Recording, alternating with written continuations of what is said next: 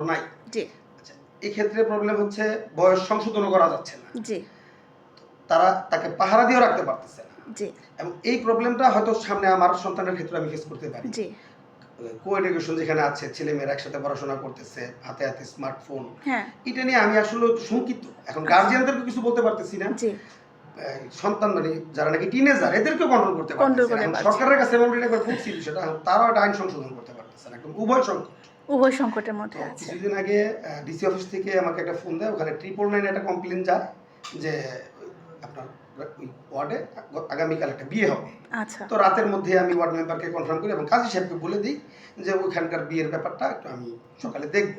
পরে দেখা যায় যে আসলে মেয়েটার বয়স কম। আচ্ছা। অথচ গরু জবাই হয়ে গেছে, রোস্ট জন্য মুরগি জবাই সবকিছু হয়ে গেছে হয়ে সব। গেছে। শেষ পর্যন্ত এটা বন্ধ করা হয়। বন্ধ করলে কি হবে? শেষ পর্যন্ত তারা কয়েকদিন পরে ঠিকই তারা আবার এটারে যেকোনোভাবে শেষ করে। যেকোনোভাবে শেষ করে, হ্যাঁ। হয়তো দূরে কোথাও নিয়ে যায় বা হ্যাঁ, কোর্ট ম্যারেজ করিয়ে হ্যাঁ। ফেলে, এটা একটা করে ফেলে। তো অসংখ্য ধন্যবাদ। ভালো থাকবেন ভাইয়া। আপনার প্রত্যাশা বা আপনার যে স্বপ্ন আছে, সেই স্বপ্নগুলোকে নিয়ে আপনি সামনের দিকে এগিয়ে যাবেন। সেই প্রত্যাশা নিয়ে আমি বিদায় রেখে টানছি। ভালো থাকবেন। আচ্ছা।